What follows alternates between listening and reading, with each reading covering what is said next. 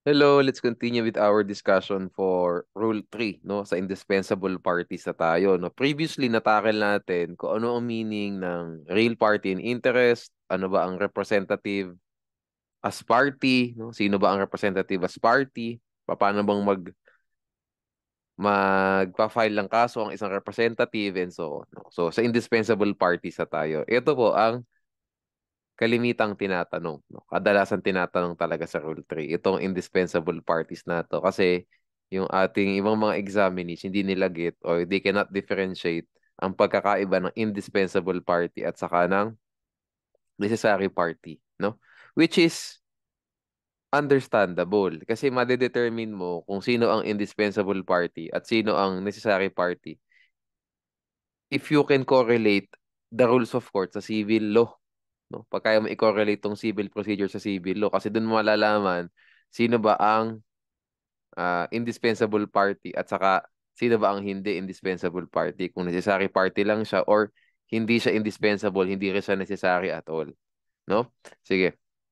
Simulan natin, no? An indispensable party is a real party in interest without whom no final determination can be had of an action. So, tanong, bakit po hindi magkakaroon ng final determination dun sa action? Bakit? Because if this party will not be joined in the action, the issues in the case cannot be finally determined. Pag hindi mo isinalit o sa kaso, hindi natin mapa-finally determine ang lahat ng mga issue sa kaso na yan. Bakit? Kasi yung hindi mo sinali, mayroon siyang interest dun sa kaso. At siya, mayroon din siyang mga arguments. Mayroon din siyang mga contentions that should have been threshed out by impleading him as a party. Okay? Sige. Pero again, abstract principle lang to, no? So makikita nyo pa rin talaga sino indispensable at sino ang hindi indispensable if you actually illustrate it, if you actually apply it to examples, no? So indispensable parties tayo. Mr. A was the creditor of joint debtors Mr. B and Mr. C. Okay? Mr. B and Mr. C failed to pay the loan upon demand. Mr. A first filed an action against Mr. B. Okay, so nung naghabla, isang defendant lang ah ang finale ng kaso. Si Mr. C hindi inilagay. Baka nagtitipid sa filing fee si Mr. A. Anyway, no? So si Mr. C hindi niya sinulat. Ay, hindi niya sinulat. Hindi niya inimplead sa kaso. So tanong, is Mr. C an indispensable party? No. Para nating malalaman ba't siya indispensable party? Because i-apply natin dapat ang principles under the civil code, under civil law, no? Specifically obligations and contracts. Who are joint debtors? Who are solidary debtors, no? So joint debtor si B at saka si C dito. So bakit siya hindi indispensable party? No. Mr. C is not an indispensable party because there can be a final determination of the action filed against B without impleading C. Ha? Why, no? Bakit? Bakit po tayo magkakaroon ng final determination as to C, ay as to B, without impleading C? No? Bakit? Because the issues as to the share of one joint debtor can be resolved without impleading the other joint debtors. Each joint debtor is only an indispensable party with respect to his share and not to the share of the other joint debtor. Bakit? Kasi ano, pakialam mo doon sa share nung kabilang joint debtor, di ba? Problemahin mo yung share mo sa debt. At alam naman natin sa oblicon, once a joint debtor, di ba, was able to pay the portion that belongs to him, di ba? The obligation is already extinguished as to him, di ba? That's one mode of extinguishing obligations, di ba? Payment or performance. O, once a joint debtor pays his portion of the debt, fully paid na po yan. So, wala na siyang liability, obligation against the creditor or to the creditor. Okay? So, interplay po no, ng civil procedure at saka ng civil law. Kaya may nagsabi sa akin, no, yung mga prof dati sa law school, pag maganda talaga yung pag-unawa mo ng civil law, mas hindi ka mahihirapan sa civil procedure. Kasi kahit pa paano, meron kang reflection eh. Hindi mo man alam yung procedure, at least alam mo yung substantive law. No? Hindi mo man alam yung remedial o yung adjective law na tinatawag ng syllabus natin, no? Adjective law ang tawag. Okay lang, no? Hindi ka masyadong maliligaw. No? Okay. So, ano ba ang isang joint debtor? Real party in interest ba siya? No, real party in interest ba siya? The answer is yes. Real party in interest siya kasi he is a necessary party. Under the rules, a necessary party is one who is not indispensable but ought to be joined as a party if complete relief is to be accorded or for the complete determination or settlement of the claim subject of the action. So bakit po ang isang joint debtor? Bakit siya necessary party? Kasi by impleading Mr. C in the action, Mr. A will be accorded complete relief. And the claim of Mr. A against B and C would be completely settled, completely determined. Di ba pinapaikot ko lang yung legal basis, di ba? Pinapaikot ko lang yung provision, nagkakaroon na tayo ng tamang sagot, no? If we implead Mr. C, di ba? The claims by Mr. A against B and C would be completely determined. Hindi po tayo yung paisa-isa. Hindi lang po yung share ni B or yung portion ni B ang mareresolba. Pati yung portion din ni C. So, lahat na ng portion na-resolba na. So, complete relief will be accorded if i-include natin ang lahat ng mga joint debtors. Okay, next tayo, no? Mr. A was the creditor of solidary debtors. Binago ko na. Solidary debtors, Mr. B and C. Mr. B and C failed to pay the loan upon demand. Okay? Mr. A first filed an action against B. Is Mr. C an indispensable party? So basically, same lang yung facts. Pinalitan ko lang yung adjective. Yung adjective ng isa, joint. Yung adjective nito, solidary. Okay. So, solidary debtors, indispensable or necessary or none at all. Ang sagot po dyan, none at all. Why? Mr. C is not an indispensable party because there can be a final determination of the action without impleading Mr. C. Why? Kasi nasa kaso po yan. Leaving AdSense versus Malayan Insurance 2012. The nature of the solidary obligation does not make one an indispensable party. Mas laliman pa po natin. Bakit po nasabi ito nung kaso? Balik ulit tayo sa Civil Code. Ang dahilan po niyan, nasa nature po ng solidary debtor, ng solidary debts, no? Because in solidary obligations, the creditor can proceed against one, some, or all of the debt of all of the solidary debtors simultaneously for the payment of the obligation. In solidary obligations, di ba? The creditor, he can proceed against one, isang solidary debtor, some, dalawa out of three, or all, sa kanilang tatlo, of the solidary debtors simultaneously for the payment of the obligation. In short, isa lang ang sisingilin, pwedeng yung buong utang na ang singilin sa kanya. Hindi kailangan portion lang. So kung tatlo ang solidary debtors, hindi pwedeng one-third, one-third, one-third. No? The creditor can compel one of the solidary debtors to perform, to pay the whole obligation. And for the same reason, hindi rin po hindi rin po necessary party ang solidary debtor kasi complete relief can be accorded to Mr. A without impleading Mr. C. Eh kay B pa lang kung may pambayad dyan, masingil ko na lahat. Di ba? Eh yun namang, kung malala, kung yun namang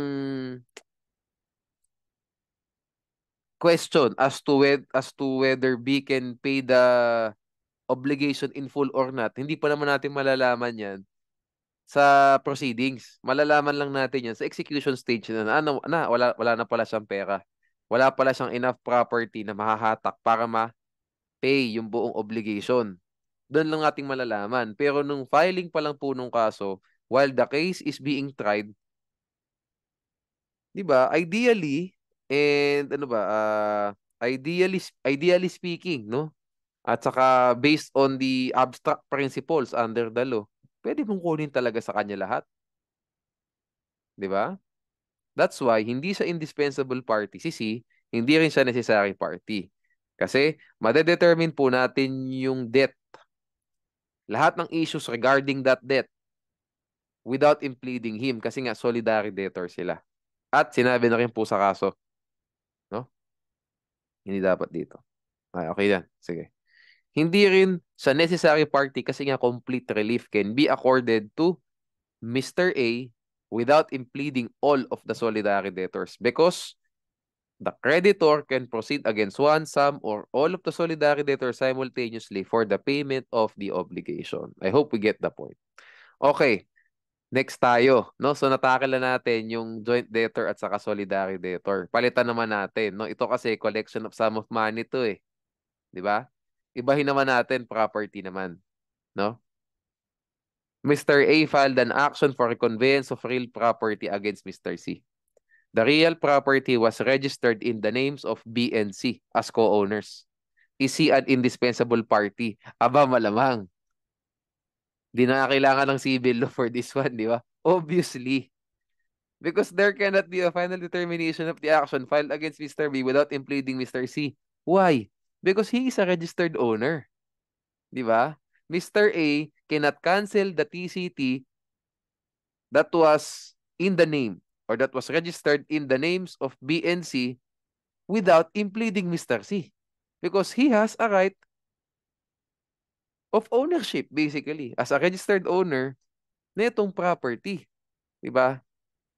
Hindi pala ganun. He cannot, reconveyance pala to, hindi pala annulment of title. O tama, he has a right over the property as a registered owner. So you cannot cancel the TCT, issue a TCT in your name, and obtain ownership over the property without impleading all of the co-owners. Ito po ang problema in real life. Sabihin natin, nag-file si Mr. A laban sa, sabihin natin, namatay yung dating may-ari. So yung dating may-ari, may 10 anak. Pag isang anak po, sabihin natin, hindi pa nasa-subdivide yung property. No? So, 10 anak nung dating may-ari namatay, 10 sila, hindi pwedeng hindi mo ilalagay lahat yun. Pag siyam lang nailagay mo, void yung judgment. Kasi, non non-joinder of an indispensable party. At pag indispensable party, hindi mo na-include, void ang judgment. Kaya napakahirap po ng mga kaso sa lupa. Kaya talagang malaki ang singil dyan. Lalo na pag ganyan, no, sa probinsya, yung mga nagka-family tree na basically, namatay na yung dati. Pag di mo na-include yung isa dyan, patay tayo dyan. So magkakaroon na ng interplay pala sa ano yan, no? Magkakaroon pa ng correlation sa wills and succession. How? Paano pag yung isang anak na predeceased niya yung tatay niya, tapos yung tatay niya namatay, di ba magkakaroon ng right of representation? May mga ganyan, di ba? So dapat, hindi porket patay na yung isang anak na predeceased niya, hindi pwedeng hindi mo ilalagay yung ano na yun.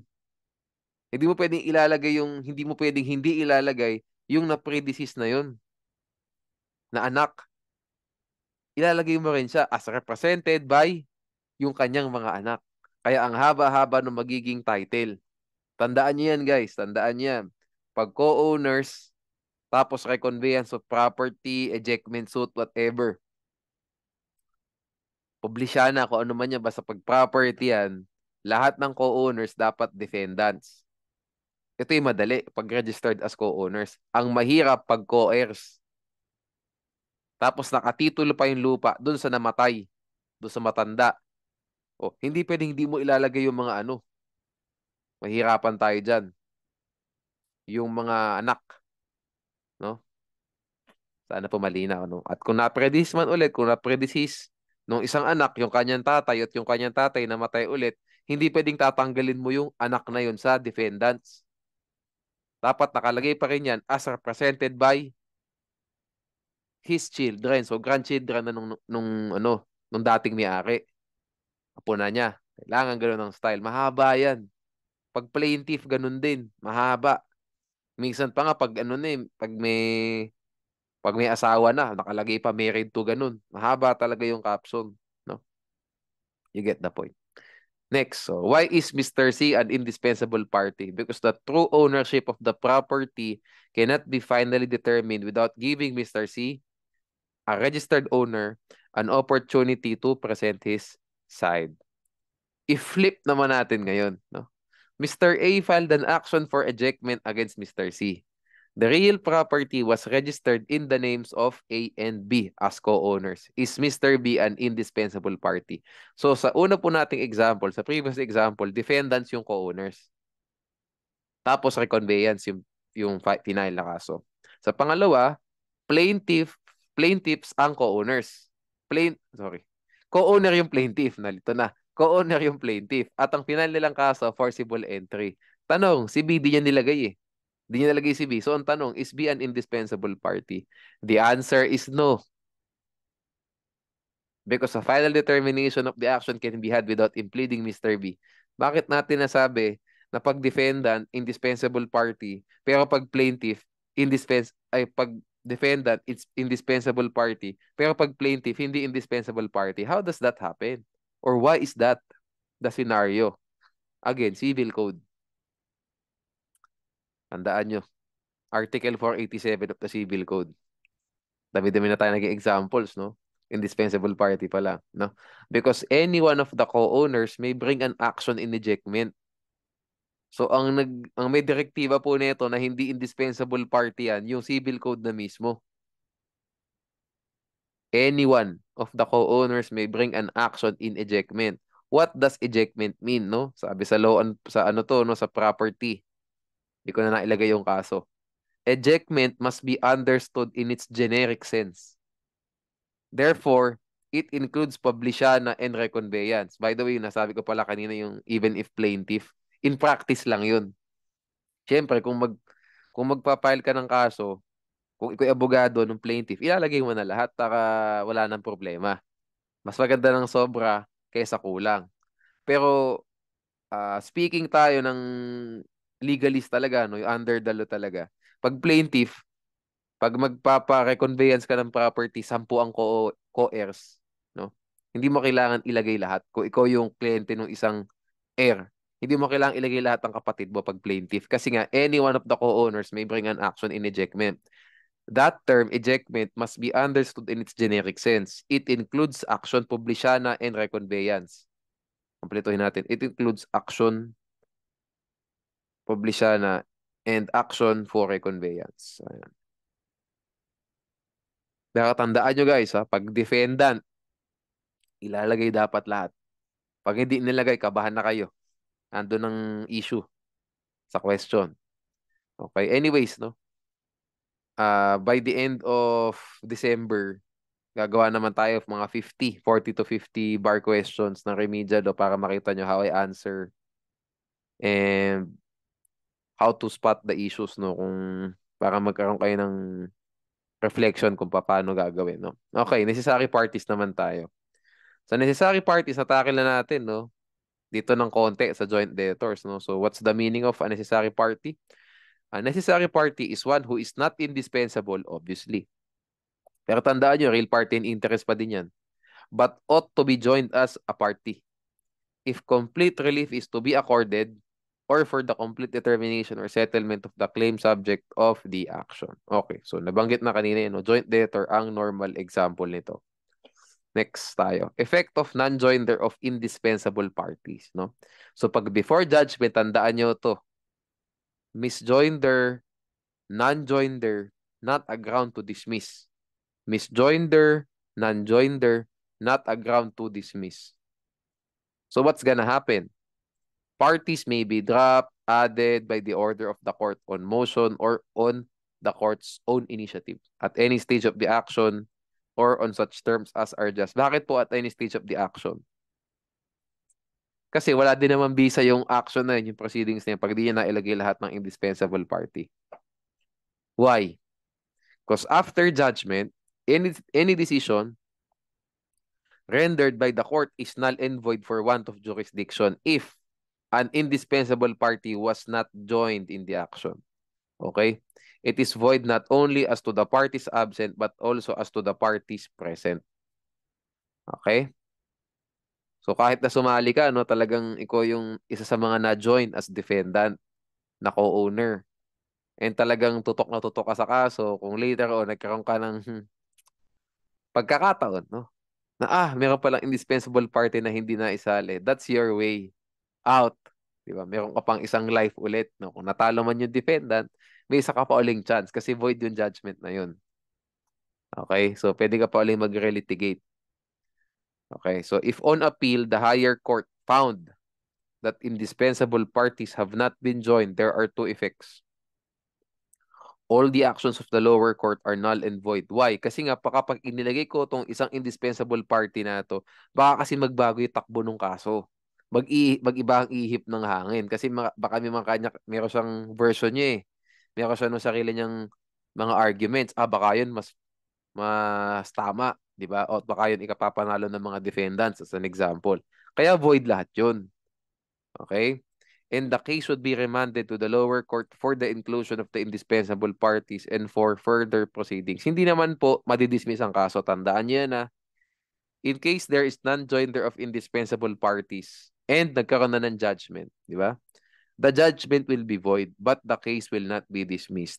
Instead, the case will be remanded to the lower court for further proceedings. So ulit-ulit tayo sa simula. Pre-trial, trial, and so on. Okay, magko-court annex mediation ulit. Okay, tuloy tayo, no? So, what if the judgment became final and executory? And there is an indispensable party who was not joined, no? What's the remedy of the indispensable party who was not joined? Ano ang remedy niya, no? So, meron tayong dalawang remedy, no? Tandaan natin, hindi na po pwede mag-appeal, hindi pwedeng mag-intervene, hindi pwedeng mag-file ng, well, hindi siya pwedeng mag-appeal at hindi rin siya pwedeng mag-motion for reconsideration saka motion for new trial kasi hindi nga siya na-implead. Di ba? Non-joinder of an indispensable party nga eh. Hindi rin siya pwedeng mag-file ng motion for leave of court to intervene kasi that that motion can only be filed at any time before judgment under Rule 19. Under Rule 19, no? So, paano ngayon final and executory na yung judgment? May remedy pa ba yung indispensable party? Yes, no? Meron pa din, no? Meron pa din siyang remedy to annul, no? To nullify the judgment na naging final and executory na. Dalawa, no? Petition for relief from judgment and petition for annulment of judgment. Ngayon, ano ang reglementary period for petition for relief from judgment? 60 days from the time he learns of the judgment and within 6 months after entry of judgment. Ang mas important po dito, itong within 6 months after entry of judgment. Mas important to. No? Yung 60 days kasi ito, subjective to eh. Subjective yan. No? Pwedeng nalaman mo, hindi 60 days. Pwedeng mag-iba, no? Yung knowledge nung tao. Pwedeng nalaman niya ng maaga, pwedeng nalaman niya ng late. Pero ito po, fixed to. Basta yan 6 months after the entry of judgment. Malalaman niya mamaya pag nagtakil na tayo ng annulment of judgment, yung reglementary period ng annulment of judgment, malalaman niyo kung bakit important tong second period na to. Okay? So let's go to petition for annulment of judgment. No? For petition for annulment of judgment, the petition must be filed within 4 years from the time of discovery. In case of extrinsic fraud, and before estoppel or laches sets in case of lack of jurisdiction. Yung lack of jurisdiction na yan, brief discussion lang tayo, no? Tatakil pa natin to ulit later sa Rule 47, no? Lack of jurisdiction covers lack of jurisdiction over the subject matter at saka lack of jurisdiction over the person of the defendant. Covered pareho. O ngayon, eto, no? As a rule, a petition for annulment of judgment could not be availed of. So, hindi ka na pwede mag-file ng petition for annulment of judgment if a petition for relief from judgment was availed of, so nakapag-file na before, or could have been availed of by the indispensable party. Ang important po na phrase dito, itong could have been availed of. How can we know? As a general rule to, no? As a general rule, no? So how can we know, no? If the indispensable party could have availed of petition for relief from judgment. Balik tayo ulit sa sinasabi ko. Dito sa 6 months after entry of judgment, diyan natin malalaman kung meron pang pagkakataong mag-file ng petition for relief ang ating indispensable party or wala na. Okay? Unang senaryo, nalaman niya he learned of the judgment 5 months after entry of judgment. Pinalipas niya ang 3 pang buwan at saka siya nag-file ng petition for annulment of judgment. Yung bang petition for annulment of judgment, madi-dismiss? Yes, it will be dismissed because he could have availed of petition for relief from judgment. He could have availed of, but he failed to do so. Probably negligent si indispensable party. Hindi siya agad nag-file. Okay? So, wala na rin yung petition for annulment of judgment. 'Di ba? Denied, dismissed na din. Okay. So, paano naman ngayon?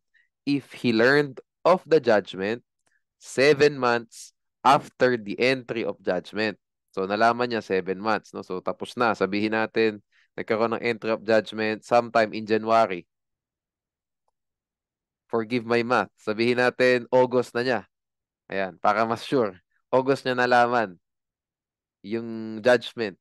Oh, attorney, pwede ba siya mag-file ng petition for relief from judgment? Hindi na. Kasi nalaman lang po niya yung judgment 8 months in na. Di ba? So wala na po siyang naging pagkakataon upang mag-file ng petition for relief from judgment. So tanong, can he file a petition for annulment of judgment? The answer is yes. Because he was not able to avail, or for obvious reasons, ng petition for relief, and he could not have availed of this also. He could not have availed of this. Bakit? Kasi nalaman niya, August na, January nagkaroon ng entry of judgment. Di ba? So now, this person, this indispensable party, can file a petition for annulment of judgment. Tandaan po natin, yung tinakil ko sa inyo ng mga could have availed of, was availed of, no? Ito po, general rule lang yan. Meron po tayong exception. At yung exception po na to, nag-avail man ng petition for relief yung ating indispensable party or he he could have availed of petition for relief from judgment tapos hindi niya na-avail, pwede pa din siyang mag-file ng petition for annulment of judgment. Ito po exception. What's the ground? Ground is lack of jurisdiction. Why? Because if there is lack of jurisdiction, aba, void talaga yung judgment kasi wala nga jurisdiction yung court, di ba? So, case law po ito, no? We will tackle this later and further sa Rule 38 at saka sa Rule 47. Okay? So, if the ground asserted by the indispensable party is lack of jurisdiction sa kanyang petition for annulment of judgment, pwede pa din siyang mag-avail ng petition for annulment of judgment even if nag-avail na siya ng petition for relief from judgment before or he could have availed of the petition for relief from judgment before. Okay? So sabihin natin, 5 months in, nalaman niya yung judgment. 5 months in from the time of the entry of judgment, nalaman niya na nagkaroon ng judgment. Ayun. So, intay siya Pinalipas pa niya ang 3 pang buwan. Oh. So 8 months na, 'di ba? O ngayon, nag-file siya ng petition for annulment of judgment, malamang. Kasi si attorney, nakita na nalagpas na ng 6 months, aba, hindi na magka-file ng relief from judgment. Yan, dismiss outright yun kasi not available remedy na yan. Kasi within 6 months lang from entry of judgment eh. O so, nag-file si attorney, no? Yung attorney ng indispensable party, nag-file siya ng annulment of judgment. O, inilagay, so para hindi sila madismissan, ano ginawa ng attorney? Ang nilagay nilang ground doon, lack of jurisdiction over the person of the defendant. Tanong, madidismiss ba yung kaso o tutuloy? Tutuloy po ang kaso because the exception will apply. Okay? A petition for annulment of judgment could be availed of even if a petition for relief from judgment was availed of or could have been availed of if the ground raised by the petitioner is lack of jurisdiction, whether over the subject matter or over the person of the defendant. We will tackle this further later on. Kung medyo naguguluhan pa kayo, lilinawin natin later on. Let's circle back muna sa indispensable party muna tayo ulit. Okay? So in short, non-joinder of an indispensable party is not a ground to dismiss the action. The action. But non-joinder of an indispensable party will make the judgment void. Okay? So non-joinder of an indispensable party versus non-joinder of a necessary party. What's the difference between the two? Okay? So as we have tackled earlier, if an indispensable party was not joined, the court will just order his inclusion. If despite the order of the court, hindi pa rin siya in-include ng plaintiff as a party to the case, the case can be dismissed for failure to obey the order of the court. At ito pong dismissal na to sa lahat na po, whether sa defendant na na-implead at saka sa indispensable party na hindi na-implead. Dismiss na po siya for everyone. Okay? Except yung counterclaims ng defendant. Yun, hindi pa dismiss yun, no? Malalaman din natin later on yung sa Rule 17. So, sabi ko sa inyo, kailangan natin ng Codal Mastery. You need to read your Codal every time more than your books, more than anything, more than your reviewers. Codal talaga para kaya niya mag-correlate kahit pa paano, no? So, madi-dismiss yung kaso ni plaintiff, no, for failure to obey the order of the court. But kung may counterclaims, si impleaded defendants, no, yung mga impleaded defendants, hindi po madi-dismiss yung counterclaim. The counterclaims will be prosecuted in the same or separate action. Okay? Basta, okay. Let's make it simple, no? Basta if the indispensable party was not joined by the plaintiff despite the order of the court, the case can be dismissed for failure to obey the order of the court. It will be dismissed for everyone concerned do sa kaso na yun. Okay? So, nag-benefit din po yung mga na-implead na parties. Yun lang ang point ko doon. Okay. What about non-joinder of a necessary party? Whenever a necessary party is not joined, the pleader, so yung plaintiff, shall set forth his name, if known, and shall state why he is omitted. Sabihin mo yung pangalan at dahilan ba't hindi mo siya inilagay, no? Ba't di mo siya inimplead.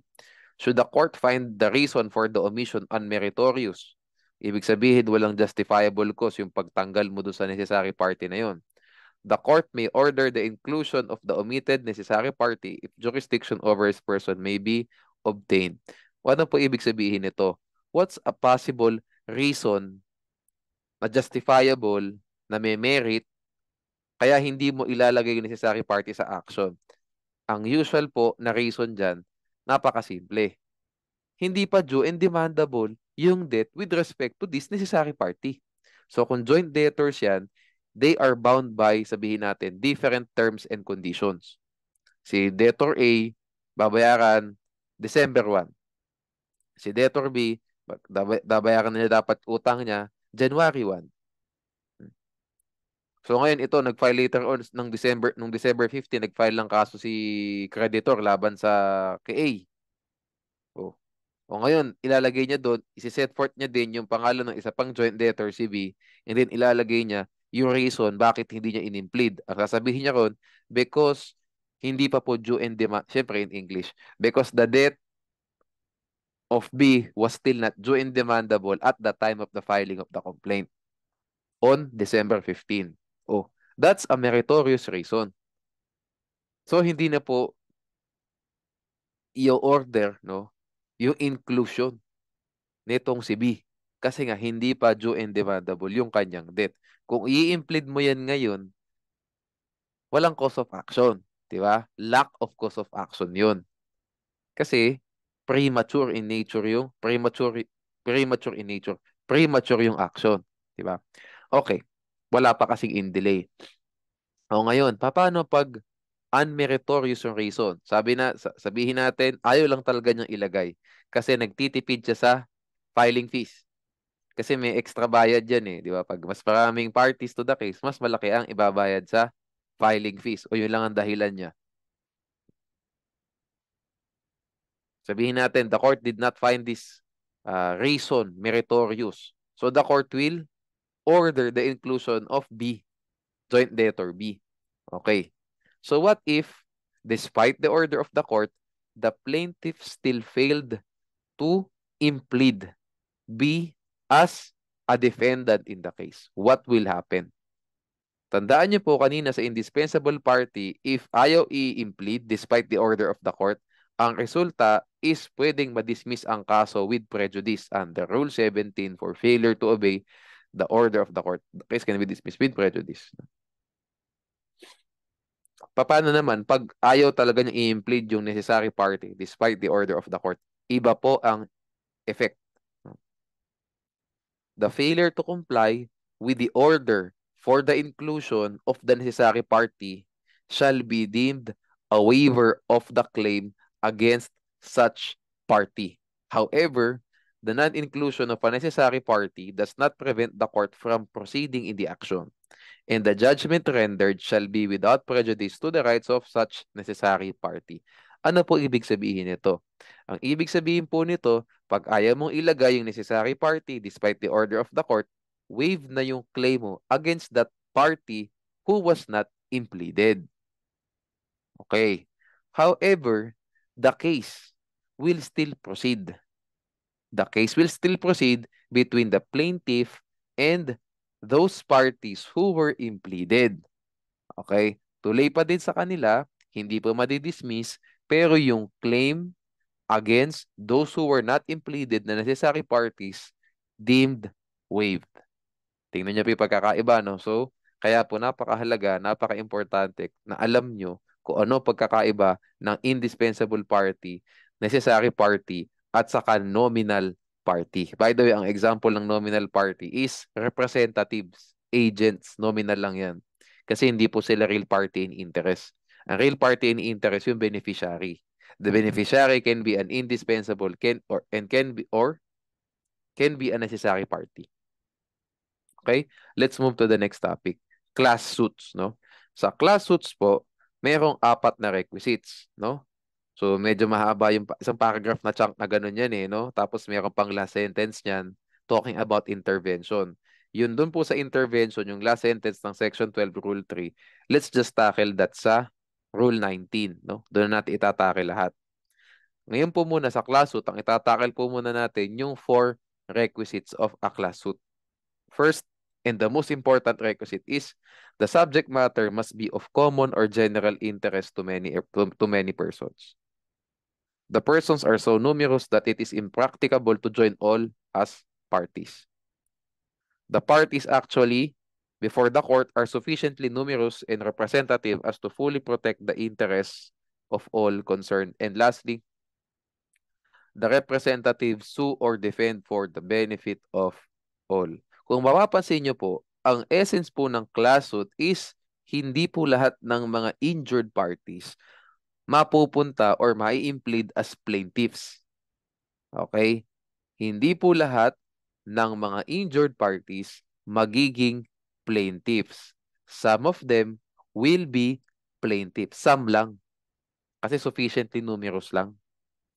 And these persons na na-implead, they have to represent their interest, yung kanilang sariling interest dahil na-injure din sila, at yung interest ng mga taong hindi na-implead sa kaso, na plaintiffs din dapat. Okay? Yun po yan. Okay? Tanong, bakit po hindi inilagay lahat ng plaintiffs? Ba't di po inilagay lahat ng injured parties as plaintiffs? Kasi they are so numerous. Napakadami nila. So, ilan lang ang ilalagay? Itong ilan na to, sila na ang magiging representative ng lahat ng tao. That's why they have to sue. Well, normally sue to hindi naman defend, no? They have to sue for the benefit of all who are impleaded and all who are not impleaded as plaintiffs. With that being said, since nasettle na natin tong 2, 3, and 4, let's talk about common or general interest, no? Attorney, paano ko malalaman kung meron silang common or general interest or wala, no?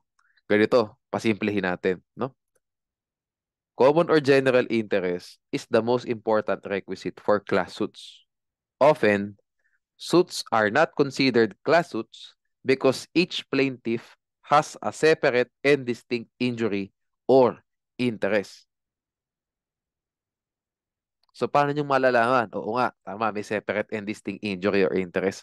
So, kung titingnan nyo na sarili nyong mga mata at gagamitin nyo ang sarili nyong mga utak, paano kung malalaman kung yung dispute na to, pwede bang iklasot o hindi pwedeng iklasot? Ganyan yung magiging tanong sa inyo eh. Di ba? Is it proper, no? For the parties to file, no? A class suit, ganun.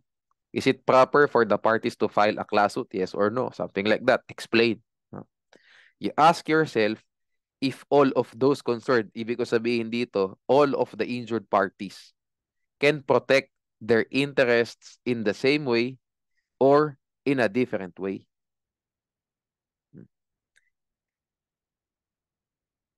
If they have to protect their interests in a different way, magpalang way, different manner,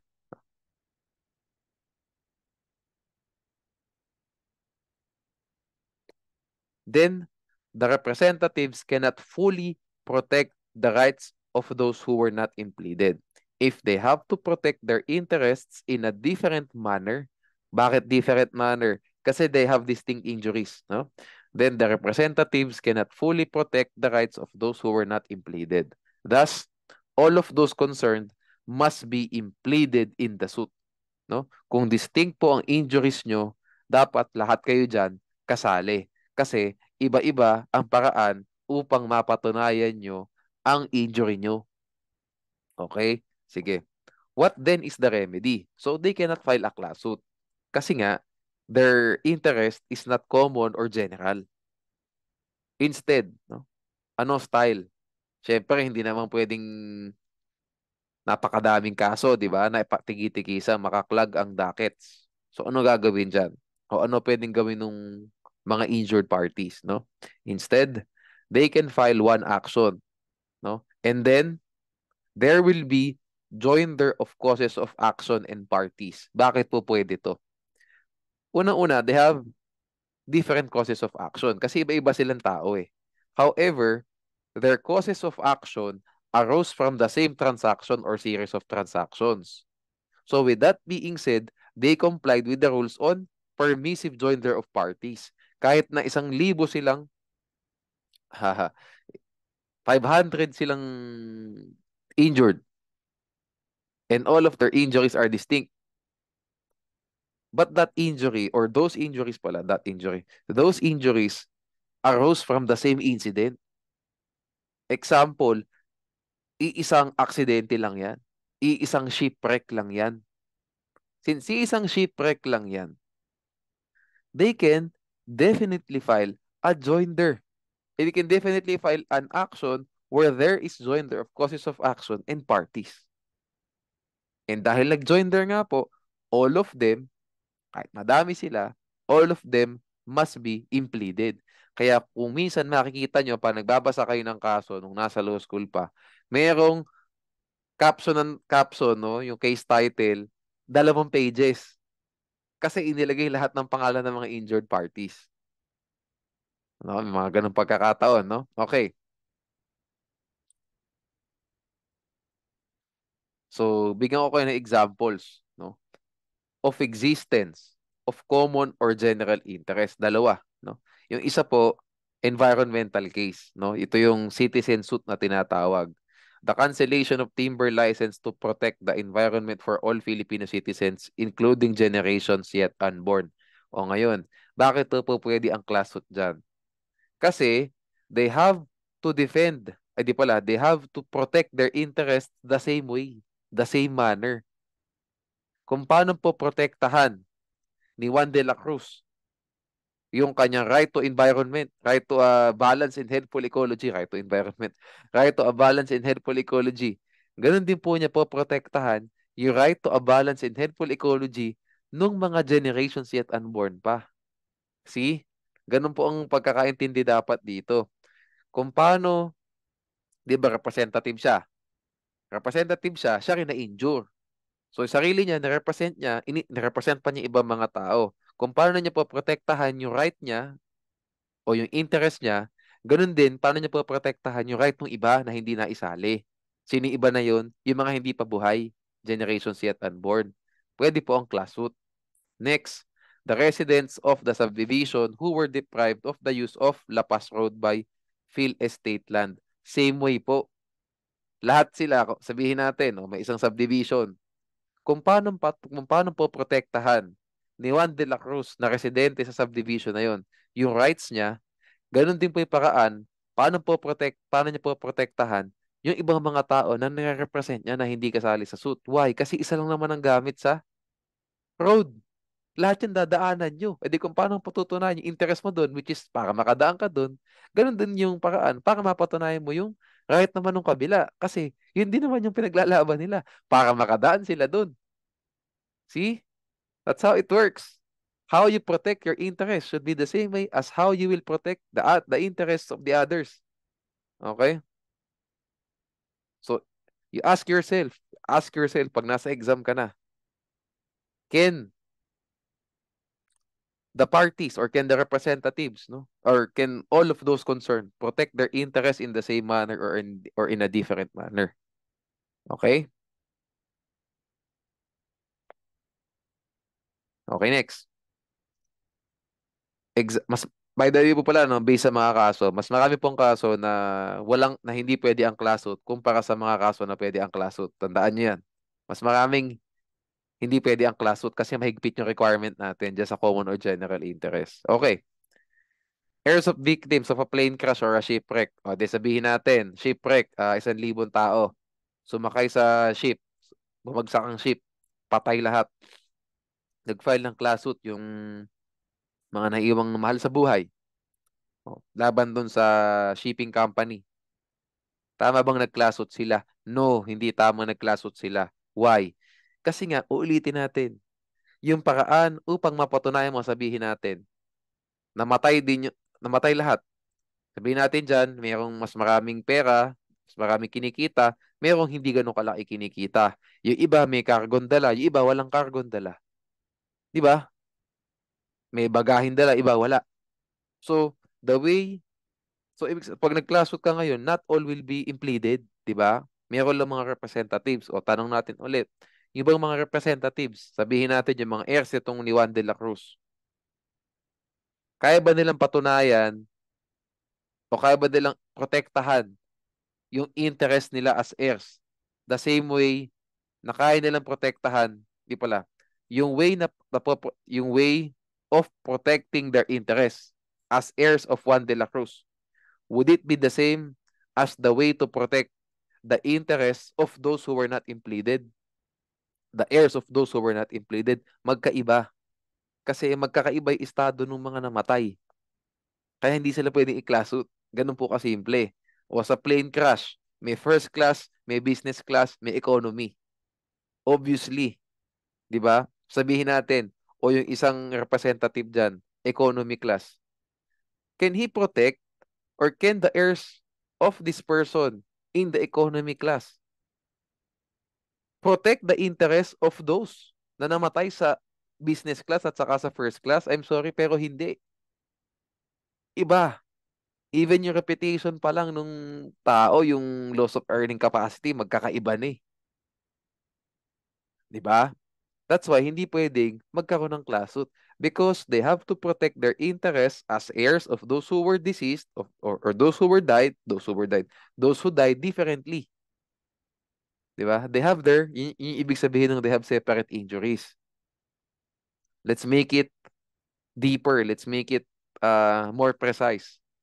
Kaya po sila hindi pwedeng pagsamahin kasi they have to protect their interests in different ways. Next, residents exposed to chemicals from a cooking gas plant, same thing. Yung isa, probably nagka-cancer. Yung isa, na-paralyze. Yung isa, nabulag. Yung isa, naging impotent. Yung isa, naging sterile. Hindi na makapag-reproduce. Yung isa, hindi na talaga nagiging erect yung kanyang reproductive organ. Iba-iba. Yung isa, nabulag. Yung isa, hinika. Yes, tama naman, lahat kayo na-injure.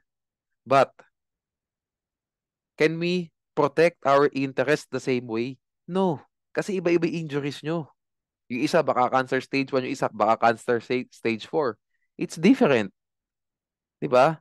Kaya more often than not, hindi pwede mag-class suit kasi nga dapat pareho kayo ng estado sa buhay.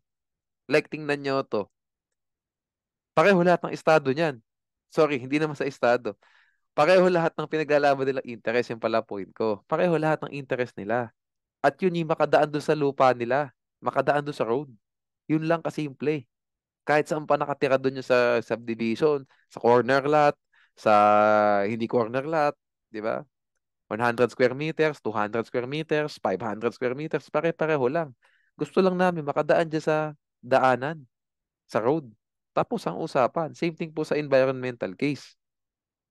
Does it matter? Matanda, bata, middle age, adult, does it matter?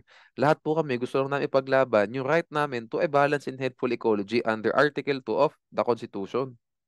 Oh, pareho, di ba? Paano po protektahan ng 30-year-old na tao yung kanyang interest the same way kung paano po protektahan ng 50-year-old man yung interest niya. Kaya pwede silang mag-class suit, di ba? Napasimple natin, no? Kahit pa paano. O next, residents who are opposed or in favor of the recovery of a patron saint statue. Alam niyo kung bakit? How can there be a common or general interest? Yung magkakalaban ng iba, yung iba pabor, yung iba hindi pabor. 'Di ba? So hindi pwede mag-class suit kasi nga you don't even have the same interest. Yung iba nga walang interest at all. Kalaban nga yung iba eh, 'di ba? So, okay. Ito okay na to. Corporation suing in behalf of its stockholders. Kasi nga, the corporation is not even a real party in interest. Nominal party lang siya kasi siya ay agent lang ng stockholders. So, dapat hindi talaga nagka-class suit in the first place. And each stockholder has a separate and distinct interest. Why?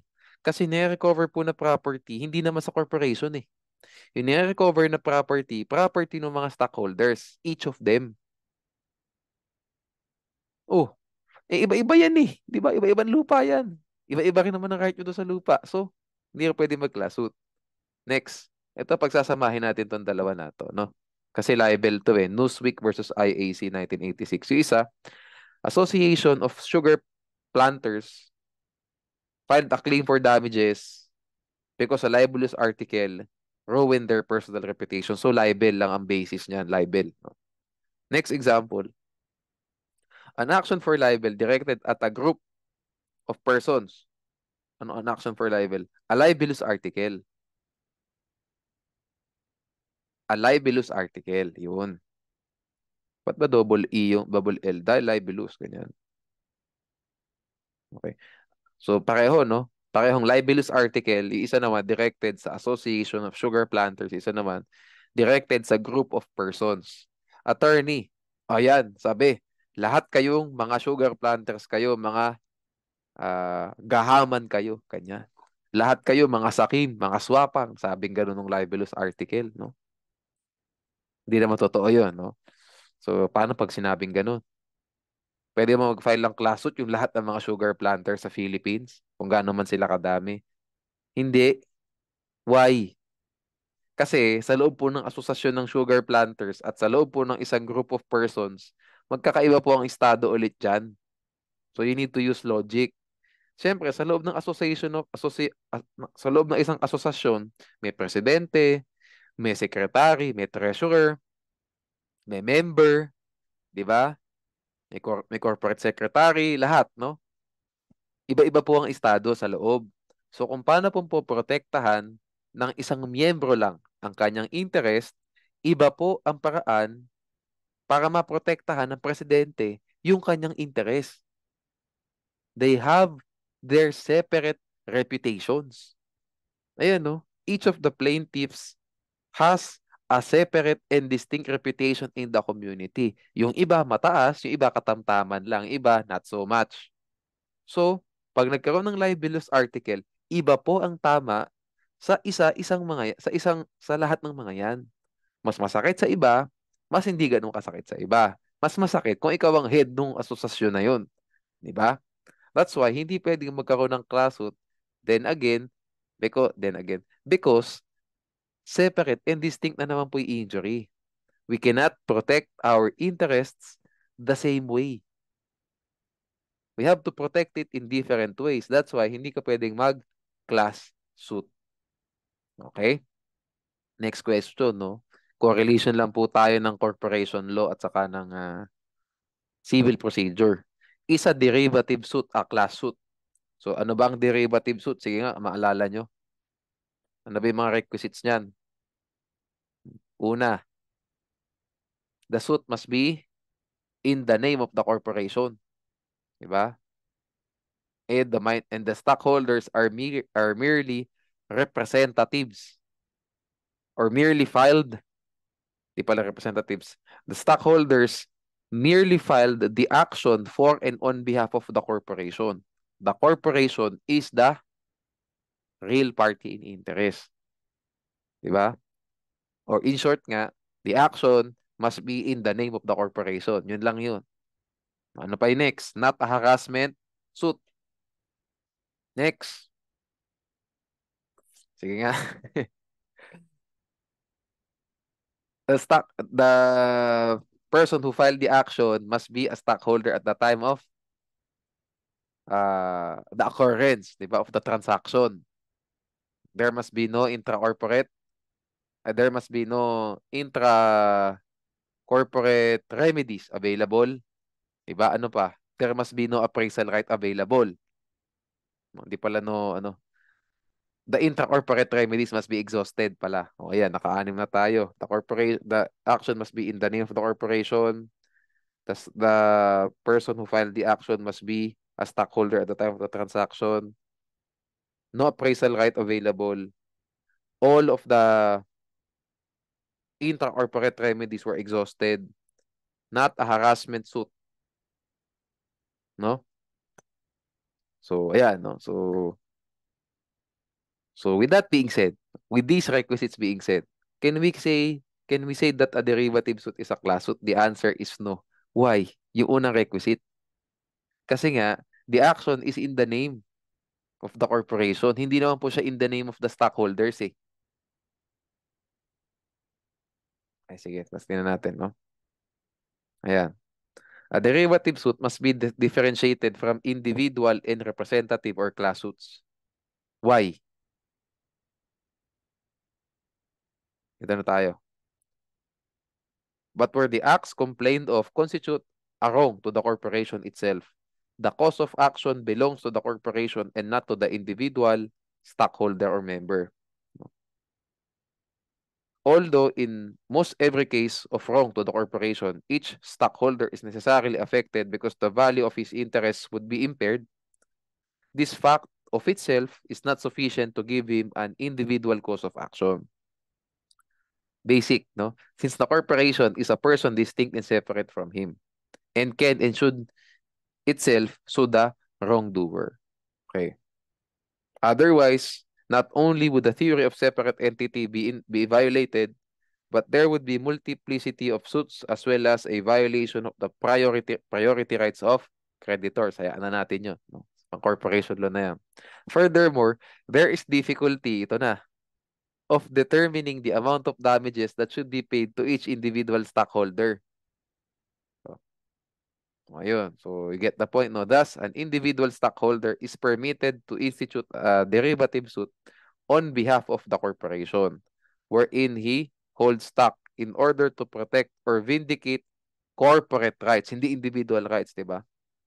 Whenever officials of the corporation refuse to sue or are the ones to be sued or hold the control of the corporation. In such actions, the suing stockholder is regarded as the nominal party with the corporation as the party in interest. So kahit na 1,000 stockholders pa yung nag-file ng derivative suit, hindi po class suit yan. That is a suit in the name of the corporation. And the stockholders, yung 1,000 stockholders, they just filed this action for and on behalf of the corporation. But the injury, ulitin ko, the injured party is not the stockholder, or the injured parties were not the stockholders. The injured party is the corporation. Okay? Let's differentiate class suit and representative suit.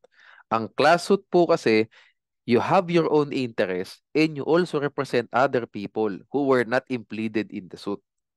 But pag sinabi mo representative as representative suit, nominal party lang sila. They are not real parties in interest. What they do is they represent the real party in interest. They represent the beneficiary. Okay, so they act on behalf of the real parties in interest. Lastly, let's differentiate class suit and joinder of parties. A class suit is a form of joinder. Okay, form of joinder yan. Kasi joinder naman is a generic term eh. Joinder of parties is just in pleading multiple parties in one suit. Okay, ganyan ang class suit, di ba? You implead multiple parties in one suit eh. However, a class suit is stricter because it requires the requisite of common and general interest. Yun ang pagkakaiba. Okay? Meanwhile, the joinder will still be allowed despite the parties having separate interests. If the right to relief, di right to relief yan, right of relief arose from the same transaction or series of transactions and the parties have a common question of law or fact between them. Example nga is heirs of the victims of a shipwreck. So hindi ka pwedeng mag-class suit kasi nga each victim, di ba? Or each yung heirs, the heirs of each victim will have separate injuries. Kasi hindi naman lahat yan pare-pareho ng yaman. Di ba? So sa loss earning capacity pa lang magkakaiba na, no? But their injuries arose from the same incident. At yun yung shipwreck. So pwede silang i-join in one action pero di pwede ang class suit. Sana po malinaw. Okay, let's move to the next topic, no? Suits against entities without juridical personality. Natakala natin previously ang example ng ano, no? Entities authorized by law to become parties, di ba? In a suit. Corporation by Estopel, partnership by Estopel, no? Or Estopel, no? Okay. So, paano pag a corporation by Estopel is not a corporation, di ba? It does not have a juridical personality, but it is an entity authorized by the law to become a party in a suit or to a suit. So, paano ngayon ang gagawin? No? So, kailangan ba pag hinabla yung corporation by Estopel, lahat ng mga kasali do sa alleged corporation na yon, i-implead mo? Or, can you sue them using the name that they were generally or commonly known? Siyempre, doon tayo sa they can be sued in the name which they were generally or commonly known. Alam nyo kung bakit? Kasi nga, it's an entity authorized by law. Hindi kayo, hindi kayo authorized ng law na maging entity kung hindi ka naman pwedeng file ng case sa pangalan na kilala ka. Ano pa sense nun? E di, yung pangalan na lang lahat ng mga nangangatawan dyan yung ilalagay namin. Wala nang estopel. Di ba? Okay, so let's read the section, no? When two or more persons not organized as an entity with juridical personality enter into a transaction, they may be sued under the name by which they are generally and commonly known. So this usually applies to corporation by Stoppel and partnership by estoppel. Okay, this is permissive in nature since section 15 used the word may. So bahala po yung plaintiff naman normally yan eh. Defendant naman normally yung corporation by estoppel or partnership by estoppel eh. Sabihin natin plaintiff. Yung plaintiff ang may choice kung gusto niyang gawin, yung name na lang which they are generally known or iligay niya isa-isa. Siyempre, mas maganda, generally and commonly known na lang. Napakahirap nung madami ka pa isusulat na pangalan, di ba? Okay, so you get the point, no? We get the point. Let's go to transfer of interest, no? In case of any transfer of interest, yan po yung premise, no? Transfer of interest, this is the premise of the section, no? The action may be continued by or against the original party. Ito po yung general rule. Okay? Unless, pag alam nyo na, pag may kasunod na unless, yung unless lagi ang exception, di ba? Unless the court upon motion directs the person to whom the interest is transferred, what we call as transferee, to be substituted in the action. So, papalitan niya na talaga yung party, yung transferor, or to be joined with the original party. And the original party is the transferor. So, in short, pag nag-transfer po ng interest, ang general rule, itutuloy pa din ng original parties yung kaso. Exception is if the court upon motion dinirect na yung transferee, isubstitute niya na yung transferor or sumama siya sa kaso. Okay, so nakalagay naman dyan upon motion, di ba? Pag may nakikita kang upon motion, ang ibig sabihin niyan lagi, discretion ng court. No? It gives the trial court discretion to allow or disallow the substitution or joinder by the transferee. Why? Because in general, the transferee's interest is considered protected by the transferor's participation in the action. So hindi kailangan or hindi required, no, na yung transferee pumasok sa kaso. Okay? So, may nabanggit palang motion. Who files the motion, no? In the case of heirs of Medrano versus De Vera, the transferee, a stranger to the action, may file the motion for substitution or joinder. Okay? Pwede, no? Siya ang mag-file ng motion. Bigyan ko kayo ng example so that we can see yung correlation ng general rule, how do we apply the general rule, how do we apply the exception, at paano pag nilagyan natin ng dismissal sa question. Okay, tingnan natin yung example. A is the creditor of B. So, B failed to pay upon demand. So, A filed an action for collection of sum of money against B. During the pendency of the proceedings, habang tumatakbo ni kaso, A assigned his credit to B. Ang tawag dyan, transferee pendente lite. No? C is a transferee pendente lite or transferee pending litigation. Okay. B is now contending that the action must be dismissed. Dapat daw, dismiss ni kaso. Kasi si A, he ceased to have any interest over the credit. Aba, magandang argument nga naman. Kasi, hindi ba dapat tapos ni kaso na to? Kasi si A, wala naman ng interest yan. Ibinigay niya na sa iba yung interest niya. So, dapat mag-file ng bagong kaso si C laban sa akin. O, yan ang argument ni B. Tama ba si B? Should the action be dismissed? No. The action should not be dismissed. No? Under the rules, in case of any transfer of interest, the action may be continued by or against the original party. Unless the court upon motion directs the person to whom the interest is transferred to be substituted in the action or joined with the original party. So, may tatlo pong senaryo. Continue by the original party, substitute ng transferee, or join with the transferor. Tatlo lang po ang senaryo. Wala pong pang-apat na dismissal. Okay? Tatlo lang. So, hindi po, there's no way under the sun, dito sa senaryo na to sa Section 19, na magkakaroon ng dismissal. Okay? Sige. You get the point, no? Let's go to the next topic, no? Effect of death of party litigant. Ito pong effect of death of party litigant, pwede natin siya i-combine sa death of actions for recovery of money arising from contractual obligations. Mamaya, Let's tackle, no? Let's tackle this mamaya. Let's tackle this now, no? Okay.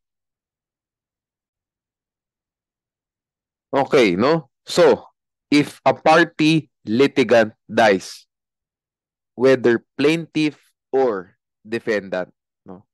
It extinguishes the attorney-client relationship. Kasi nga personal ang relationship ng attorney-client, eh, no? Hindi po mag-extend sa mga ano yan. The attorney-client relationship will not extend to the heirs of the deceased. No, hindi po, no. Kung gusto ng mga nung heirs iba lawyer nila, okay, no? Hindi po automatic na si attorney nung kliyente na namatay, siya pa rin ang kliyente nung mga naiwan na mga heirs. Hindi ganun, no? So the attorney of the deceased person, no, or the deceased client, di ba, must inform the court of the death of the client, no? Okay? Kailangan niyang i-inform na patay na si client, no? Failure to do so would result to disciplinary action against the attorney. Why? Kasi diligence yan. The lawyer was not being diligent in his work. So may ano yan, pwedeng magkaroon ng suspension. Bakit po, no? It applies to civil and criminal cases. Pero for the purposes of our discussion ngayon, civil procedure muna tayo, civil cases muna. Okay?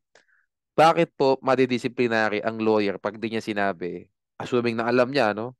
Pag di niya sinabi na patay na yung kanyang kliyente. Kasi matindi po ang magiging pinsala niyan dun sa ah, kaso ng kliyente niyang namatay. Why? If the attorney or if the lawyer fails to inform the court of the death of the client, the case will proceed.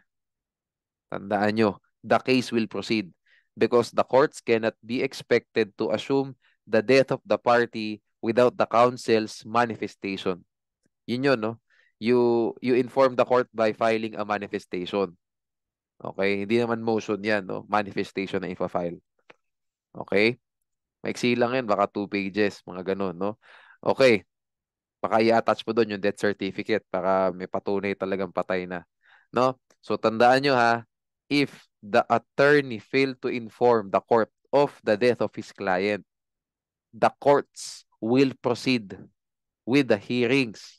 Okay? Because the courts cannot because we cannot assume, no? Or the courts cannot be expected to assume that they would know the death of the party without the counsel's manifestation, information. Okay? Further, failure of the counsel to inform the court of the death of his client does not deprive the court of jurisdiction. Bakit? Kasi ang jurisdiction ng court, di ba? 4 yan eh. Jurisdiction over the subject matter, jurisdiction over the plaintiff at saka the defendant, di ba? Over the person of the plaintiff, over the person of the defendant, jurisdiction over the issues, jurisdiction over the rest. Oh. Sabihin natin plaintiff yung namatay. Na-acquire naman ni jurisdiction yan upon the filing of the complaint. Yung jurisdiction over the subject matter, na-acquire na yan based on the allegations in the complaint. Diba? Kung kasali ba siya dun sa BP 129. Diba? Yung allegations. O kung jurisdiction naman over the person of the defendant, kung nagkaroon ng proper service of summons or nagkaroon ng voluntary appearance with defendant, meron ng jurisdiction over the person of the defendant kahit na namatay pa yung defendant. Diba? So, failure of the counsel to inform the court of the death of his client does not deprive the court of jurisdiction. This is not one of the ways to deprive the court of its jurisdiction. Thus, the decision of the court is binding upon the successors and interest of the deceased. Kaya po, malidisciplinary ang lawyer pag di niya sinabi agad na patay yung kanyang kliyente. Kasi the case will proceed and pag nagkaroon ng judgment later on, binding ito sa mga heirs nung deceased. No? Kahit na, so dahil lang sa kapabayaan niya, malamang sa malamang, talo yung successor in interest, di ba? Okay, so what if he informed the court? What if diligent si attorney? The hearings will be suspended until the heir executor or administrator of the estate of the deceased client is able to substitute him in the action. This is in compliance with due process. Okay, pag in-inform, diba, hindi pwedeng magtumuli ka dyan, di ba? Wag muna natin, wag muna tayo mag-proceed sa case, no? Mag-cancel muna tayo ng hearing, di ba? Next time na lang, no? Until someone is able to substitute. Malamang sa malamang, heir ang magsa-substitute dyan, no? Para hindi na mahirap na mag-executor or administrator pa. So what if, despite the information of the attorney, of the lawyer, itinuloy pa rin ang kaso? What's the result? What's the effect? If the proceedings continued, no? Despite the information, no? That despite being informed, no, of the death of the client, no? The proceedings will be considered null and void for being violative of due process, right to due process. Okay? Ngayon, with this being said, no, alam na natin kung ano yung effect ng the death of party litigant. What then will be the action of the court in case na-inform ang court ng death of the litigant, no? So, alam na nga natin ang una niyang gagawin o unang gagawin ng court, suspend muna. Cancel muna yung mga hearing. Okay? Ano yung next na gagawin? First, the court will check if the claim is extinguished because the death of the party. Check. The court will check, no? The court will determine if the claim has been pala, hindi pala is, has been extinguished, no? Due to the death of the party litigant, no?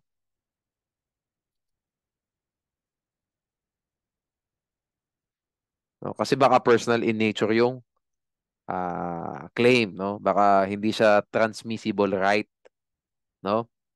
Action for support, pag namatay na yung magulang, di ba? Paano pa, di ba? Or di pala, pag namatay yung sinusuportahan, paano pa? Sino pa susuportahan mo? Wala na, di ba? So, ganun, no? Both ways pala, no? So, paano pag namatay din yung namatay yung, well, pwede pa rin naman, no? Yung estate ang mag-support. Pero you get the point, no? So, we need to determine first, or the court has to determine first, if the claim will be extinguished due to the death of the party litigant. Kasi pag extinguished na yan, automatic dismiss na yung kaso. Diba? So, suspend mo na yung hearing. If, tapos, baka mag-ano na lang later on, decide na lang ang court na dismiss na ang kaso kung hindi po transmissible in nature yung claim by or against doon sa namatay. Okay? If it is deemed extinguished, then the case will be dismissed. Example, legal separation case. No? Nagbigay pa ako ng isang kaso sa inyo, action for support. Mas madali yung legal separation case pala. Saka annulment of marriage, mga ganyan. Yun, personal. No?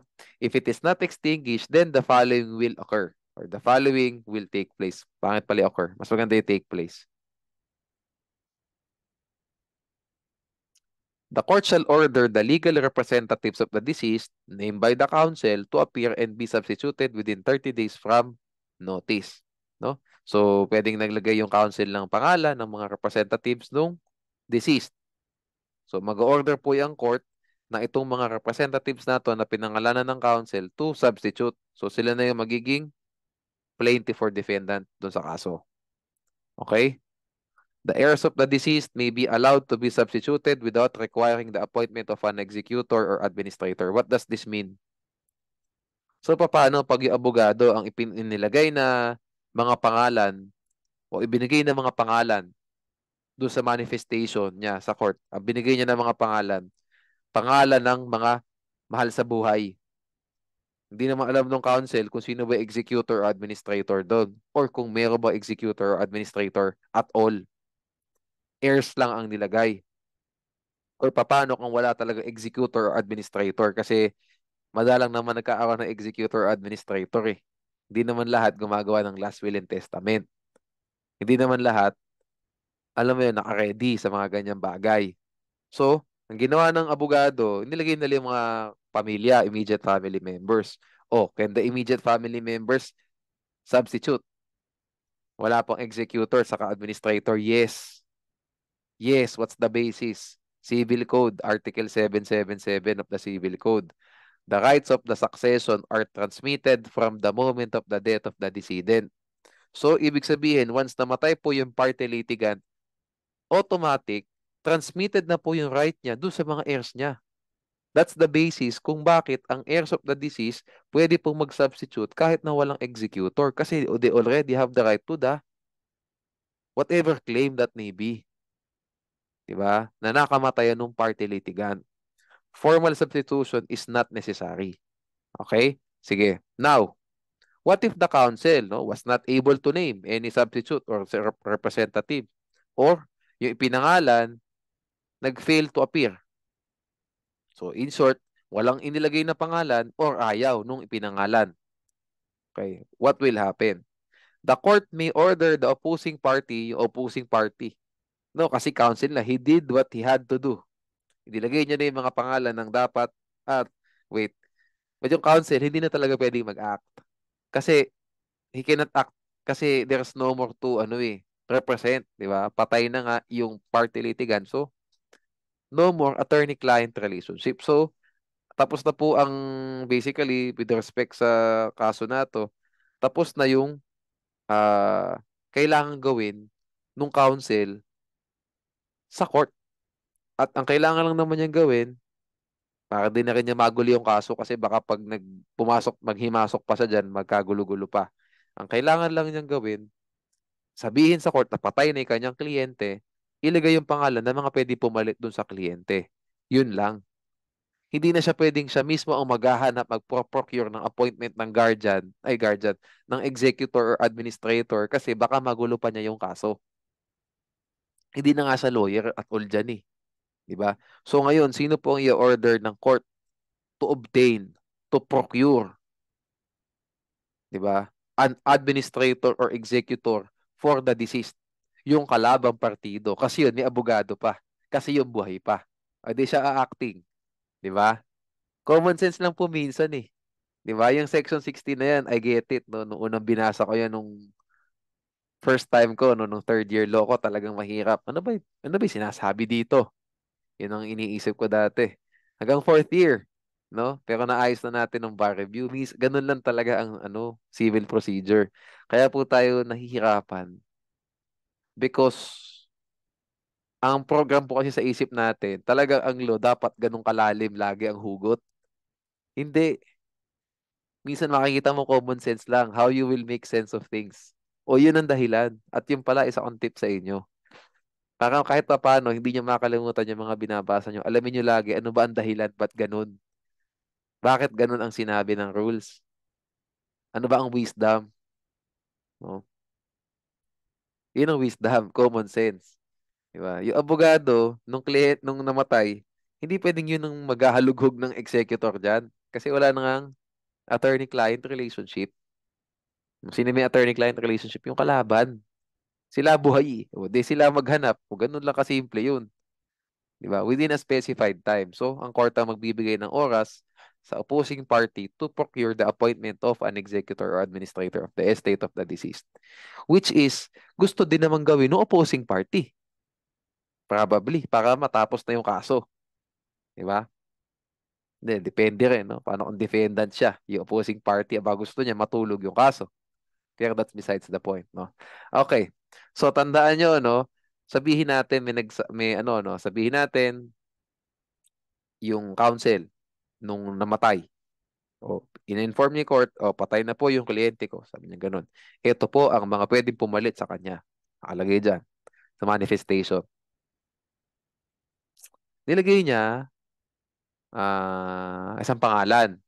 O, sabihin natin yung anak nung kliyente niya dati. Yun ang papalit daw, sabi niya.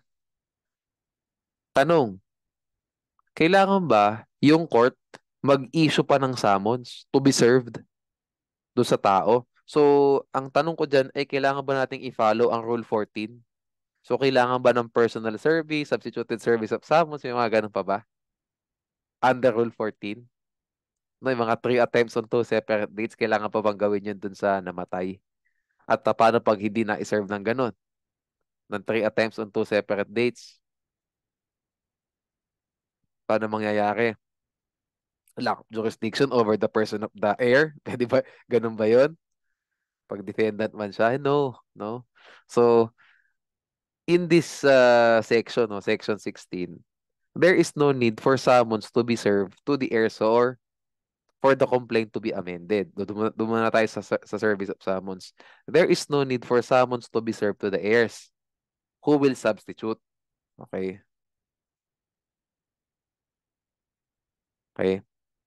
Jurisdiction over the person of the heirs, the executor, and the administrator is acquired by the service of the order of substitution. So, yun po ang isa-serve sa kanila ng sheriff.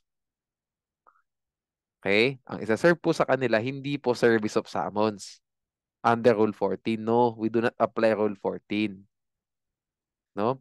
Service of the order of substitution. So, ang mag-a-apply dyan, Rule 13. Anyway, masyado nang malalim. At sa bar syllabus yun rin naman, ang in-emphasize po sa Rule 13 dyan, yung payment of docket fees at saka yung e-filing sa Supreme Court, no? Kaya wag na natin masyadong palalimin. Basta tandaan nyo, ang ang substitution po ng heir, hindi po kailangan ng service of summons. Hindi, no? Order lang of substitution. Okay? Sige. Oh, now that we've already finished yung section 16, let's correlate it to section 20. Kasi sa section 20 po, may nabanggit uling death dyan ng party. Okay? So, ano ba ang premise ng section 20? No? Ang premise ng section 20, it's an action for recovery of money arising from contractual obligations. No? At later on, yung defendant namatay. So, yung defendant, siya yung debtor, basically. No? So, the term contractual obligation, kasi nakalagay dyan sa section 20, express or implied. Express means contract. Yung contract talaga. Implied means quasi-contract. No? Yung mga negosyorum gesto, solution indemnity, kasali po dyan. No? Kasali po dyan sa section 20. Pero ang quasi-delic at saka delic, hindi po kasali. Okay? Sige. So, recovery of money arising from contract is a transmissible right. Alam naman natin yan, di ba? Napaka-basic na transmissible right yan. Thus, no, if the defendant dies before the entry of final judgment, the court will not dismiss the suit. Kasi nga transmissible. So, it will proceed. The case shall be allowed to continue. Huwag pala natin sabihin transmissible right. Is not extinguished yun by the death of the party litigant. Why? Kasi nga, transmissible in nature. Yun, mas maganda. Hindi siya na-extinguish, no? Transmissible in nature siya. And, pwede rin siyang i-enforce sa estate tong party litigant na namatay. Okay. Hence, if the defendant dies before the entry of final judgment, so kasali dyan yung filing ng complaint pa lang, namatay na. Ay, filing ng complaint. File pa lang ng complaint, namatay na, kasali. No? If the defendant dies before the entry of final judgment, the court shall not dismiss the suit. Okay? The case shall be allowed to continue until entry of final judgment. So, tandaan nyo, this presupposes, ialay ko rito, note,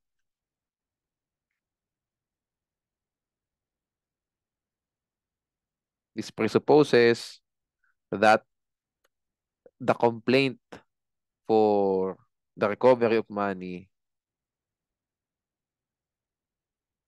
arising from contract was already filed.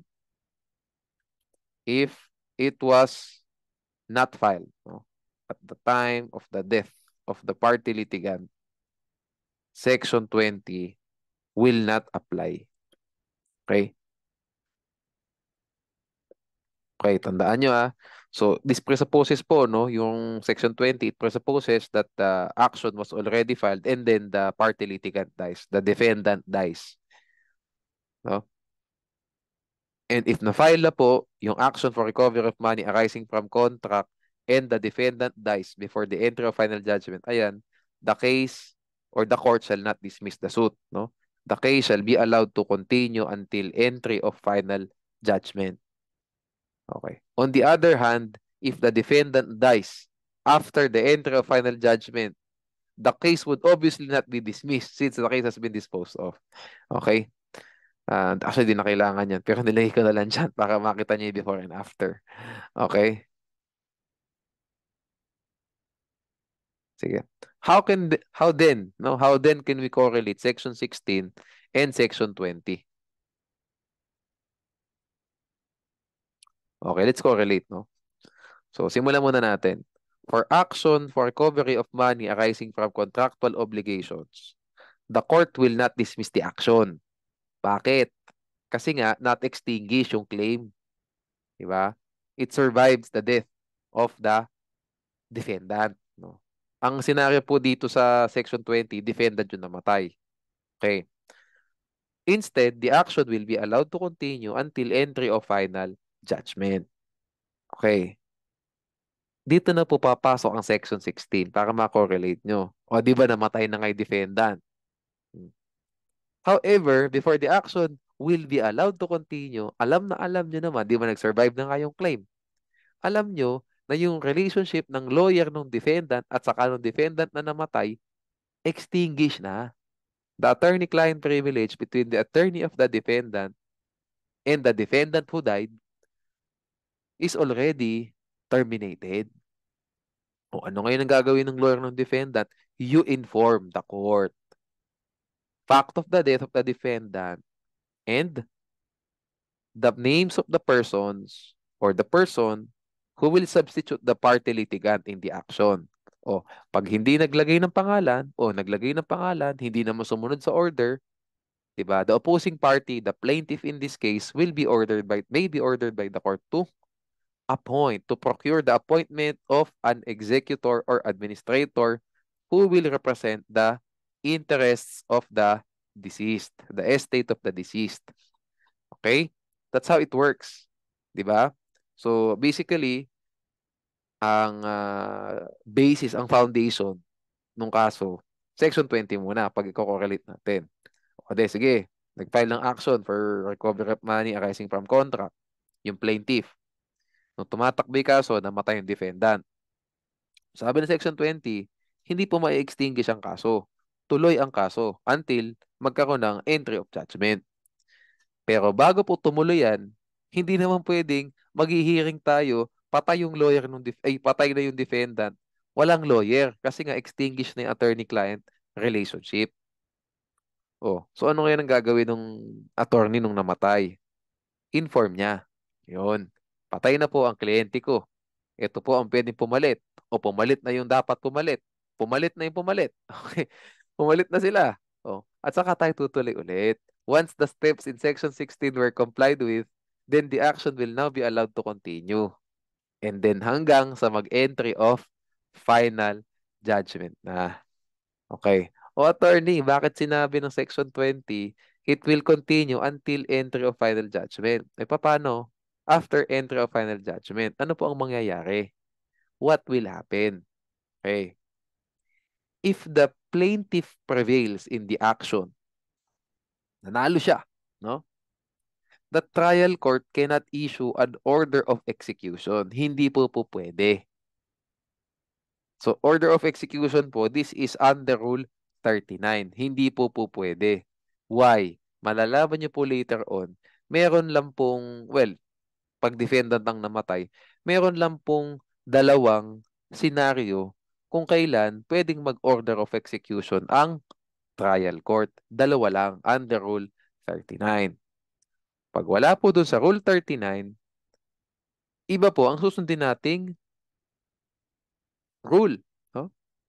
Instead, if the plaintiff obtains a judgment, said judgment shall be enforced following the rules for prosecuting claims against the estate of the deceased. So, ang mangyayari po dyan, after manalo ng plaintiff at nagkaroon na ng entry of final judgment, yung pong judgment na yon dadalin nung winning party ni plaintiff, so magiging na siyang judgment obligee, no? Dadalhin po ito ng judgment obligee sa probate court. Hmm. Kasi may estate, sabihin natin may settlement of estate case. Dadalhin niya doon yung kanyang judgment. Magpapali siya ng claim against the estate. Saka sila magche-check na kung meron pang maibibigay yung estate. Siyempre, magko-collation pa in everything yan. No? Anyway, mauna naman ang creditor bigyan eh. Pero ang hirap, paano kung merong secured creditors, preferred creditors, no? Over this plaintiff na nanalo sa kaso. Baka wala din siyang makuha. Okay. In other words, the motion for issuance of writ of execution will not lie. Instead, the plaintiff must submit his claim in the action for settlement of estate of the deceased litigant. Okay? So, nabanggit ko na rin po yung order of execution. Di ba? Rule 39, nabanggit ko na din. Paano po natin i-correlate ngayon? No? Mahilig tayo sa correlate. How do we correlate Section 20, Rule 3, tapos yung Rule 86 kasi nga claims against the estate of the deceased at saka Rule 39. Okay, ito po yan next nating topic. No?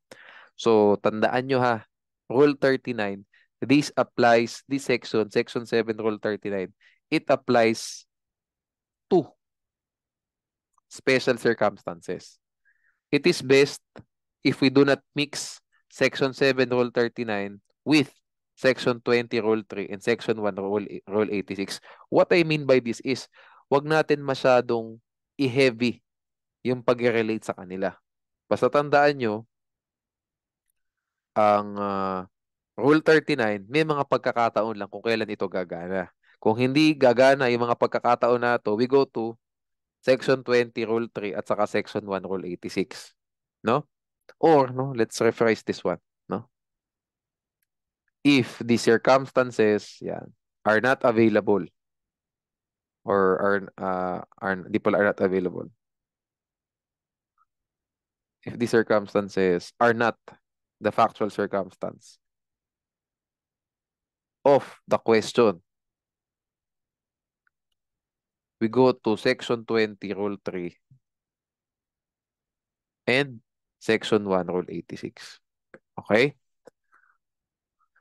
So, ayan, no? Una nyo munang titingnan, mas maganda pala to. Una nyo tingnan kung mag-a-apply ba yung Section 7, Rule 39 dun sa factual circumstance.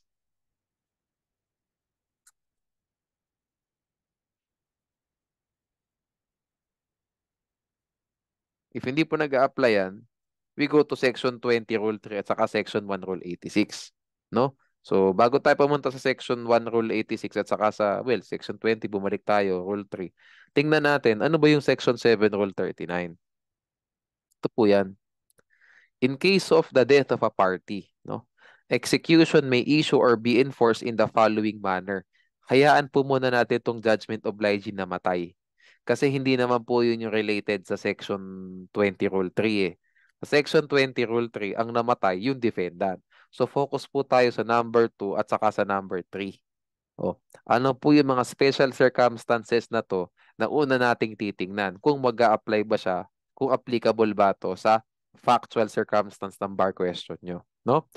So, in case of the death of a judge of the judgment obligor, no, against his executor or administrator or successor in interest, no? If the judgment be for the recovery of real or personal property or the enforcement of a lien thereon. What do we mean by this, no? So, 'di ba ang tanong, pwede bang mag-issue ang court ng order of execution against the deceased, no? Okay, so pwede ba against the estate of the deceased? Yun po ang tanong. Can the trial court, no, in an action for recovery of money arising from contract, can it issue an order of execution against the estate of the deceased defendant? Ang general rule po niyan, hindi. Hindi pwede. Okay? So, kailan lang pwede? Dalawa lang. Pag wala sa dalawa na to, we go to the general rule, hindi pwede. O, tingnan natin yung dalawa. Yung una, sabi, recovery of real or personal property. Hindi po kasali yung action for recovery of money. Kasi collection suit yan eh. Ang ibig po sabihin ng recovery of real or personal property, ibig sabihin ng recovery of real property, re, uh, reconveyance. Action for reconveyance of real property yan. Ito namang personal property, ibig sabihin nito replevin. So, dapat yan ang pangalan ng kaso. Action for replevin, action for reconveyance of property. Ito, enforcement of a lien. Example nito, foreclosure. No? So, ibig sabihin, may mortgage, may security. O pwede ka mag-order of, order of execution dyan. Kasi nga, may security. Secured. Di ba? Ito naman recovery of real or personal property. Pwede talaga yan kasi hindi naman pala pagmamayari nung deceased yan. So, di mo dapat isasali sa estate settlement yan at hindi naman yan property in the first place yan. So, talagang pwede talagang hatakin agad dyan nung plaintiff. Okay? Next. In case of the death of the judgment obligor, after execution is actually levied upon any of his property, the same may be sold for the satisfaction of the judgment, obligation, and the officer making the sale shall account to the corresponding executor or administrator for any surplus in his hands. Ang ibig pong sabihin nito, namatay yung judgment obligor, so yung defendant namatay, after na pong na-levy, after nang na-garnish, yung kanyang property. So ano po ibig sabihin nito? Ang context po ng Section 20 Rule 3, namatay po yung defendant habang tumatakbo pa yung kaso. Okay. So, kaya nga nakalagay doon, the, ano sabi? Kaya nga nakalagay dyan, the case shall be allowed to continue until entry of final judgment. So, ibig sabihin, pending pa yung kaso. Wala pang judgment. Ang ibig sabihin po nitong Section 7, Rule 39, yung pangatlo, ibig po sabihin nito, namatay lang, nasa execution stage na sila. At nung nasa execution stage na sila, nakapag-hatak na ng property yung sheriff at saka lang nakamatayan. Okay? So, bago po mangyari yun, no? Sabihin natin, namatay yung defendant, yung judgment obligor. Namatay siya, wala, final and executory na ang judgment, pero wala pang nahahatak na property. Ano po mag-a-apply? Rule 39 po ba? Hindi. Kasi wala pang nahahatak. With that being said, na mag-a-apply po, ito, claims against the estate of the decedent ang gagawin natin. Section 20 Rule 3 at saka Section 1 Rule 86. Pero kung namatayan after ng maghatakan, after ng magkaroon ng hatakan, hindi na pwedeng sasabihin mo na claims against estate pa rin yan. Nakahatak na eh. Nahatak mo na, ibenta mo na. Yun lang ibig sabihin nun. Okay? Pero pag hindi po nagkaroon ng hatakan, tapos namatay, claims against estate tayo. So tandaan nyo, dalawang senaryo lang yan ha. Well, gawin nating apat na senaryo para mas specific tayo. Recovery of real property. Conveyance of real property. Bakit? Kasi wala namang right yung deceased in the first place do sa property niya. So hindi mo pwedeng isama sa settlement of estate yan kasi hindi niya property yan. Same thing po sa recovery of real personal recovery of personal property, action for replevin yan. Hindi rin kanya yung kotse, ba't mo isasali sa estate? Talagang pwedeng hilahin yan, 'di ba? Pwedeng mag-order of execution yan. Tapos enforcement of a lien, kaya nga may lien, may security, may mortgage. Oh, dahil may mortgage, iba din yan, 'di ba? Yan po yung tatlong senaryo. Yung pang-apat, namatay, nakahila na. Naunang makahila. Pag nakahila na yan, dapat mo na ibenta yan, hindi mo ibabalik yan. Diba? Alam, ibalik mo pa dun sa estate, inahila mo na nga. O, yun po yung mga scenarios. Apat. Kung wala sa apat na yan, we follow Section 20, Rule 3, at saka Section 1, Rule 86. So, pantay-pantay po tayo. Mag-claims against estate tayo lahat. So, ano yan? Pahirapan yan, no? Kasi kung Nahila na, no, nahatak na, walang matitira sa atin. So paper victory ang nangyari. Panalo sa papel, wala tayong nakuha, 'di ba? Pero that's a possibility. Wala talaga magagawa, no? Okay. Sige. Ito pong isa, no, in case of the death of the judgment of Lygi, just read this through.